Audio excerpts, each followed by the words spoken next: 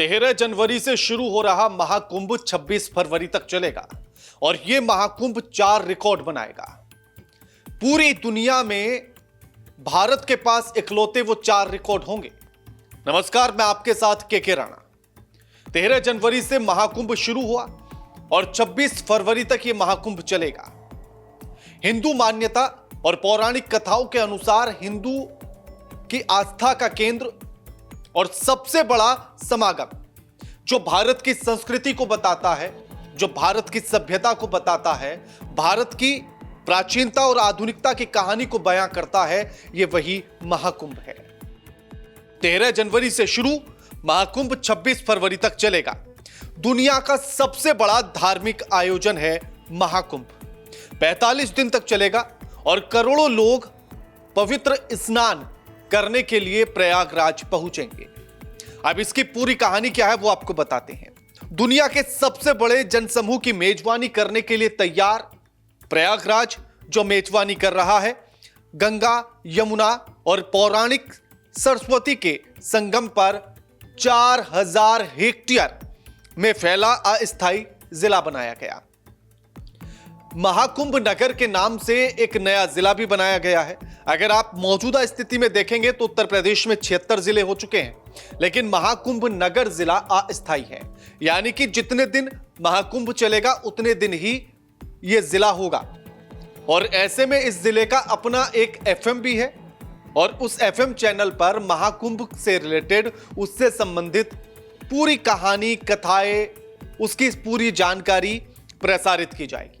मुख्यमंत्री योगी आदित्यनाथ ने इस एफएम को लॉन्च करते हुए यह कहा था कि दूर दराज के वो लोग जो महाकुंभ जाने की इच्छा रखते हैं लेकिन किन्हीं कारणों से जा नहीं पाते हैं, उन तक भी इस एफएम के द्वारा उस महाकुंभ को पहुंचाया जाएगा, ताकि आने वाली पीढ़ी को वो भी महाकुंभ की कहानियां बता सके, किस्से सुना सके और इस अपनी सभ्यता और संस्कृति के बारे में बता सके। 4000 हेक्टेयर में यह फैला हुआ अस्थायी जिला है और इसका बजट 12,670 करोड़ रुपए का रखा गया है, जो केंद्र सरकार और राज्य सरकार दोनों ने इसमें सहयोग किया है। और साथ ही 450 से अधिक परियोजनाएं चलाई जा रही हैं इस महाकुंभ को लेकर। और इस महाकुंभ को लेकर आखिर प्रशासन के सामने क्या कुछ चुनौतियां हैं, वो बड़ी महत्वपूर्ण है। इसमें चुनौतियां हैं बिजली पानी की आपूर्ति, कचरा प्रबंधन करना, सुरक्षा, भीड़ नियंत्रण, यातायात प्रबंध और आपातकालीन सेवाएं।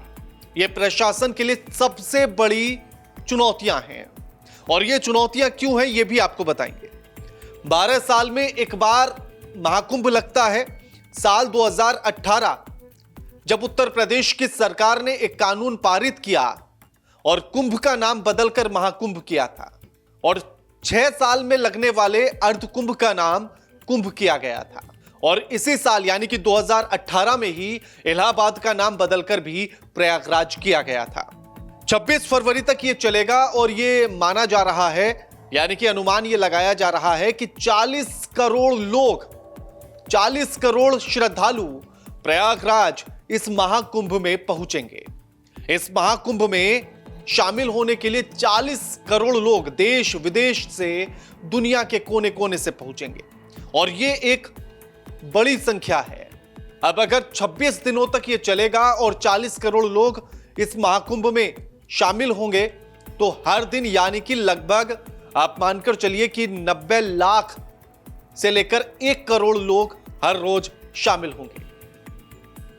अब ऐसे में अगर आप एक चीज और इसमें देखें तो भारत की आबादी का 1/4 हिस्सा महाकुंभ में सम्मिलित हो जाएगा, जितने लोग आएंगे। और हर दिन एवरेज 90 लाख से लेकर 1 करोड़ लोग पहुंचने की संभावनाएं जताई जा रही हैं। और अगर आंकड़ा थोड़ा बहुत कम भी हो जाता है तब भी एक विशाल जनसमूह महाकुंभ में पहुंचेगा और यह संख्या अपने आप में सबसे बड़ी संख्या है। इतने बड़े जनसमूह का एक साथ एक जगह पर पहुंचना, चाहे वो धार्मिक तौर पर हो या कैसे भी। इसी के साथ 1954 की एक घटना याद आती है जब महाकुंभ के समय पर ही एक भगदड़ मची थी जिसमें कई लोगों की जान चली गई थी और ऐसे में भीड़ को नियंत्रण करना अपने आप में सबसे बड़ी चुनौती होता है। और इसीलिए हम कह रहे हैं कि प्रशासन के सामने चुनौतियां क्या आएंगी। अगर 1954 की उस घटना को याद किया जाए, भगदड़ में जब कई लोगों की मौत हो गई थी, तो तब ऐसे में भीड़ को नियंत्रण करना, ऐसे में जब 90 लाख से लेकर 1 करोड़ से ज्यादा लोगों के पहुंचने की हर दिन संभावना हो, तो इतनी बड़ी संख्या को एक साथ बिजली पानी की आपूर्ति देना, उस कचरे का प्रबंध करना, सुरक्षा देना, भीड़ को नियंत्रण देना और यातायात का प्रबंध करना, आपातकालीन सेवाएं देना, यह अपने आप में सबसे बड़ी चुनौती हो जाता है। लेकिन 1954 के बाद से लेकर अब प्रशासन ने खैर कई सबक लिए हैं और तमाम तरीके से आधुनिक तकनीक और तमाम चीजों पर काम किया गया, और जिससे यातायात और साथ ही प्रशासन हर तरह की परेशानियों से, चुनौतियों से जूझने और उनको संभालने में सक्षम है। लेकिन फिर भी एक बड़ी चुनौती होती है। महाकुंभ नगर जिले के डीएम विजय किरण आनंद बनाए गए हैं।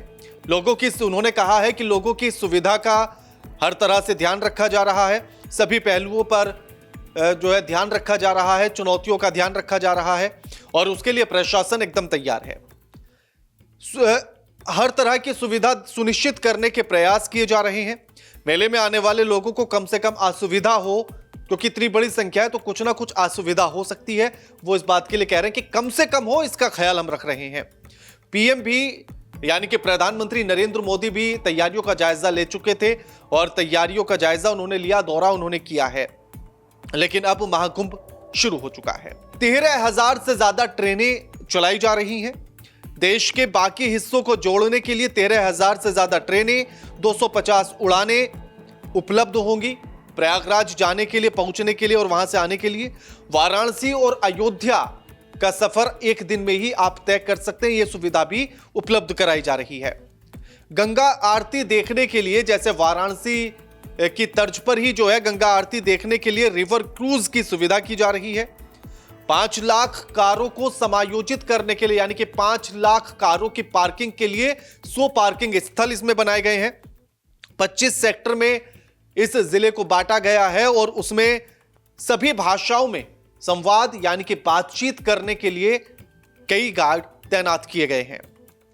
मेडिकल सुविधा को लेकर 100 बेड वाला अस्पताल, 20 बिस्तरों वाला 2 उपकेंद्र अस्पताल और 25 मेडिकल स्टोर और साथ ही 125 एम्बुलेंस स्टैंड बाई में है, यानी कि हमेशा 24 घंटे तैयार हैं किसी भी तरह की घटना से निपटने के लिए, चुनौतियों से निपटने के लिए।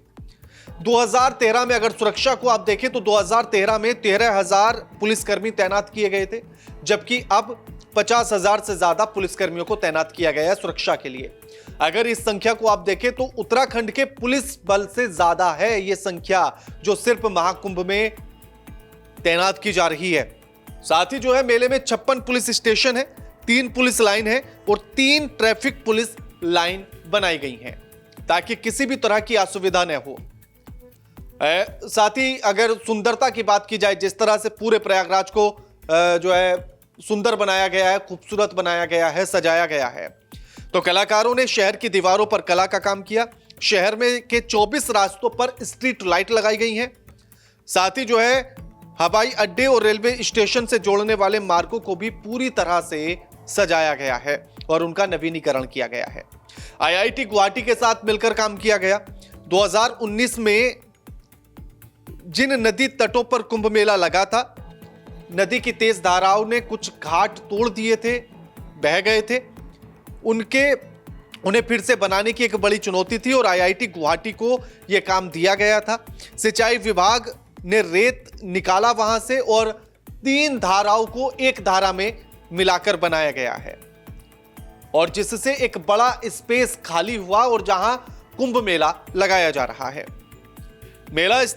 मेला स्थल जो है वो 7 लाख घन मीटर रेत वहां से निकाला गया है। मेले स्थल से 7 लाख घन मीटर और साथ ही रेत निकालने के बाद 26 हेक्टेयर भूमि को स्नान घाट में बदला है। आप सोचिएगा कितनी बड़ी जमीन का हिस्सा है।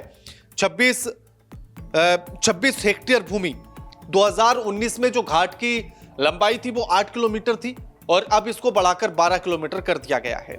अब जो 4 बड़े रिकॉर्ड इसमें है, एक तो रिकॉर्ड ये तो है ही कि एक बड़ी संख्या में यहां जनसमूह पहुंचेगा, और साथ ही रिकॉर्ड ये भी होगा कि किस तरह से पूरी व्यवस्था प्रशासन के द्वारा इसको संभालने और सुरक्षित और सुरक्षा और यातायात के लिए है।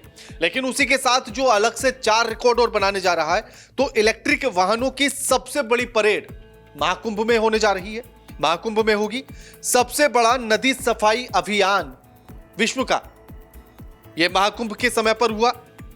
8 घंटे के भीतर बनाई गई सबसे ज्यादा संख्या में हाथों की छाप वाली पेंटिंग, महज 8 घंटों में।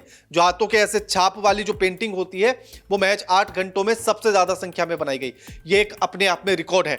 और दुनिया में कहीं भी सबसे बड़ा सिंक्रोनाइज्ड स्वीपिंग अभियान चलाया गया, यानी कि व्यवस्थित तौर पर झाड़ू लगाने का सफाई अभियान जो चलाया गया, वो इस महाकुंभ मेले के अंदर चलाया गया। ये 4 रिकॉर्ड हैं। और इससे अलग वो रिकॉर्ड है ही कि एक बड़ा जनसमूह होगा, जो सबसे बड़ा होगा धार्मिक आयोजन में, सबसे बड़ा धार्मिक आयोजन होगा, और प्रशासन तमाम चुनौतियों को पार करेगा। ये तो रिकॉर्ड है ही। बाकी महाकुंभ को लेकर आप किस तरह से सोचते हैं, क्या देखते हैं, और आप किस तरह से महसूस कर रहे हैं महाकुंभ को लेकर, कमेंट करके जरूर बताइएगा। वीडियो लाइक कीजिए, शेयर कीजिए और चैनल को सब्सक्राइब करना मत भूलिएगा। नमस्कार।